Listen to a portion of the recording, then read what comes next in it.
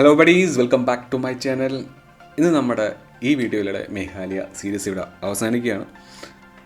പക്ഷേ നമ്മൾ ഈ പോകാൻ പോകുന്ന സ്ഥലം എന്ന് പറഞ്ഞ ഒരു സ്പെഷ്യൽ സ്ഥലമാണ്. വളരെ അടിപൊളി സ്ഥലമാണ്. മേഘാലയയിലെ എല്ലാ പ്ലേസസും അടിപൊളിയാണ്. ബട്ട് ഈ ഒരു പ്ലേസ് ഒരു പടിക്ക് മുന്നിൽ നിൽക്കും, കാരണം അത്രയ്ക്ക് കിടിലമാണ്. സോ ഇവിടേക്ക് വരാൻ ജീപ്പ് വേണം. നമ്മുടെ ലോക്കൽ ജീപ്പ് ഇവിടെ നിന്ന് റെൻ്റ് എടുക്കണം. അതിൻ്റെ പ്രൈസ് ഏകദേശം ഒരു 2000 വരും. കാരണം കുറച്ച് ഓഫ് റോഡാണ്, നമ്മുടെ നോർമൽ കാറിനൊന്നും കയറി പോകാൻ പറ്റില്ല. ഞാൻ ഈ വർണ്ണിച്ചുകൊണ്ടിരിക്കുന്ന സ്ഥലത്തിൻ്റെ പേര് ക്രംചിംബെ എന്നാണ്. ഇന്ത്യയിൽ തന്നെ ബ്യൂട്ടിഫുൾ ആയിട്ടുള്ളൊരു റിവർ കേവിലേക്കാണ് നമ്മൾ പോയിക്കൊണ്ടിരിക്കുന്നത്.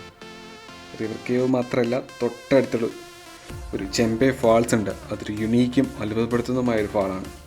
എന്തുകൊണ്ടാണ് യുണീക്ക് എന്ന് പറയാൻ കാരണം അവിടെ എത്തിക്കഴിഞ്ഞാൽ ഞാൻ കാണിച്ചു തരാം. പിന്നെ ഈ ഒരു സംഭവം കാണാൻ കുറച്ച് മെനക്കെടണം. ഞാൻ ഈ പറയാൻ കാരണം, നമുക്ക് ഓഫ് റോഡ് ചെയ്ത് പോയിൻ്റ് എത്തണം. അവിടെ നിന്ന് നമ്മൾ ഒരു 8 to 10 കിലോമീറ്റർ ട്രക്ക് ചെയ്യണം. ഈ ട്രക്ക് ചെയ്യുന്ന ടെറൈൻ എന്ന് പറഞ്ഞു കഴിഞ്ഞാൽ നല്ല കൂർത്ത കല്ലുകളൊക്കെയുള്ള ടെറൈനാണ്. നമ്മുടെ കാലിലൊരു നല്ല ഷൂ ഇല്ലെങ്കിൽ തീർന്നു. ഓൾറെഡി ഞാൻ മേഘാലയ സീരീസിൽ ഞാൻ പറഞ്ഞിട്ടുണ്ട്, നമ്മുടെ കാലിലൊരു നല്ലൊരു ട്രക്കിംഗ് ഷൂ വേണം.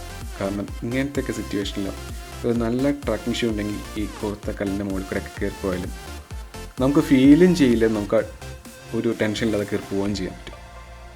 പിന്നെ അതുമാത്രമല്ല, അതിൻ്റെ ഗ്രിപ്പ് നമുക്ക് അത്യാവശ്യം സപ്പോർട്ട് ചെയ്യും. പെട്ടെന്ന് തെന്നിപ്പോവില്ല നമ്മൾ.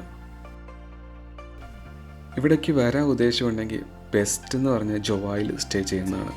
കാരണം ജോവായിൽ നിന്ന് ഇങ്ങോട്ടേക്ക് 50 കിലോമീറ്റർ ഉള്ളൂ. ബാക്കി ഷില്ലോങ് അല്ലെങ്കിൽ ചിറാപുഞ്ചി എന്നൊക്കെ പറഞ്ഞു കഴിഞ്ഞാൽ 150 കിലോമീറ്റേഴ്സ് ഉണ്ട്. പോയിട്ട് വരാൻ പറ്റില്ല. ജോവായി ആണെങ്കിൽ പോയിട്ട് വരാൻ പറ്റും. എന്തെങ്കിലും ഡൗട്ട് ഉണ്ടെങ്കിൽ കമൻറ്റ് ചെയ്താൽ മതി, ഞാൻ റിപ്ലൈ തരാം കേട്ടോ. അങ്ങനെ നടന്ന കാടും മലയൊക്കെ താണ്ടി നമ്മൾ ഏകദേശം നമ്മുടെ കേവിൻ്റെ ഫ്രണ്ടിലെത്തിക്കുകയാണ്. അതിൻ്റെ ഒരു എൻട്രി പോയിൻ്റാണ് നിങ്ങൾ കണ്ടുകൊണ്ടിരിക്കുന്നത്. നമുക്ക് നേരെ ആ കേവിൻ്റെ ഉള്ളിലേക്കാണ് പോകേണ്ടത്. കുറച്ച് പാറയിലൊക്കെ അള്ളിപ്പിടിച്ച് അങ്ങ് എത്തണം.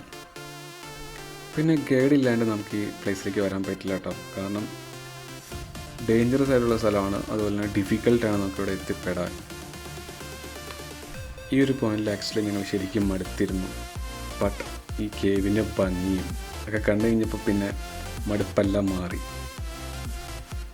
ഇതുപോലെ ഇത്ര മനോഹരമായ ഒരു കേവ് എനിക്ക് കാണാൻ പറ്റുമെന്ന് ഞാൻ സ്വപ്നത്തിൽ പോലും വിചാരിച്ചിട്ടില്ല കേട്ടോ.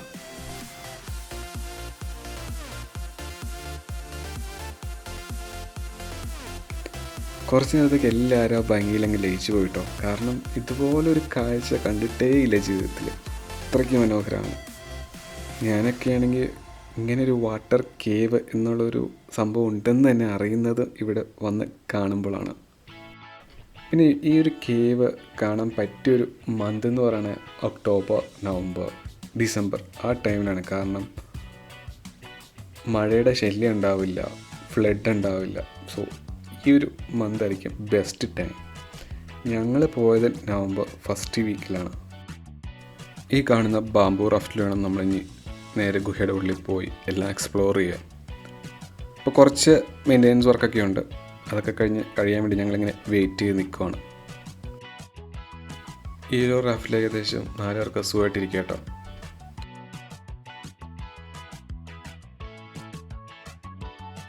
പയ്യെ റാഫ്റ്റൊക്കെ എടുത്തു തുടങ്ങി കേട്ടോ.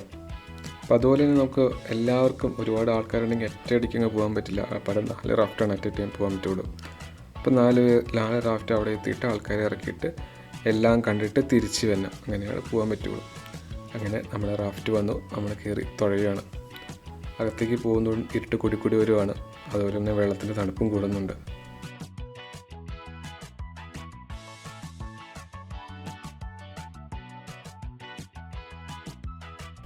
അങ്ങനെ തുഴഞ്ഞു കഴിഞ്ഞ് നമ്മൾ കേവ് എക്സ്പ്ലോർ ചെയ്യാനുള്ള സ്പോട്ടിലെത്തി. ഇനി നമുക്ക് റാഫ്റ്റിൽ നിന്ന് ഇറങ്ങി എക്സ്പ്ലോർ ചെയ്യണം.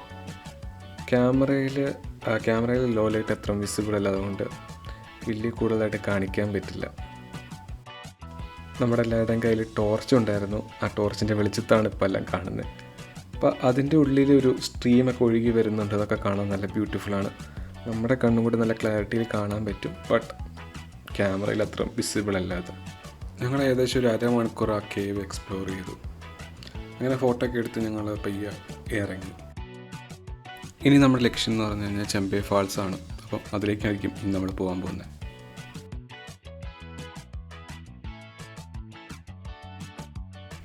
അങ്ങനെ നമ്മൾ ചെമ്പൈ ഫാൾസിൻ്റെ ഫ്രണ്ടിലെത്തി. ഈ കാണുന്നതാണ് ഞാൻ പറഞ്ഞ യുണീക്ക് ചെമ്പൈ ഫാൾസ്. യുണീക്ക് എന്ന് പറയാൻ കാരണം ആ വാട്ടർഫാളിൽ നിന്ന് വരുന്ന വെള്ളം കണ്ടോ, ശരിക്കൊരു പാല് ഒഴുകി വരുന്ന ആ ഒരു വൈറ്റ് കളറാണ് ആ ഫാൾസിൽ നിന്ന് ഒഴുകി വരുന്ന വെള്ളത്തിന്. ഞങ്ങൾ പോയ സമയത്ത് ഒരുപാട് ക്രൗഡൊന്നും ഇല്ലായിരുന്നു. ശരിക്കും ആസ്വദിക്കാൻ പറ്റി, വെള്ളത്തിലിറങ്ങാൻ പറ്റി.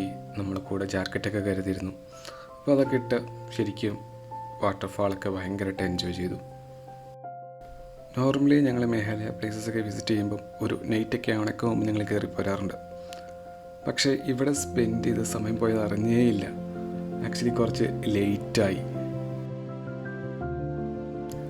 അങ്ങനെ മേഘാലയയുടെ സീരീസ് ഇവിടെ അവസാനിക്കുകയാണ്. മേഘാലയയിൽ നിന്ന് ഒരുപാട് ബ്യൂട്ടിഫുള്ളായിട്ട് സ്ഥലങ്ങൾ ഞങ്ങൾ കണ്ടു, ട്രക്ക് ചെയ്തു. ഒരു രക്ഷയില്ലാത്ത അനുഭവമായിരുന്നു. വീണ്ടും വീണ്ടും വരാൻ ആഗ്രഹിക്കുന്ന ഒരു പ്ലേസ് കൂടിയാണ് മേഘാലയ. നിങ്ങളുടെ അഭിപ്രായങ്ങൾ കമൻറ്റിൽ അറിയിക്കുക. അതുപോലെ തന്നെ സപ്പോർട്ട് ചെയ്യുക, സബ്സ്ക്രൈബ് ചെയ്യുക, കമൻറ്റ് ചെയ്യുക, ഷെയർ ചെയ്യുക. അപ്പം thanks for watching my video. വീണ്ടും ഒരു വീഡിയോ ആയിട്ട് ഞാൻ വീണ്ടും വരുന്നതായിരിക്കും. Bye bye.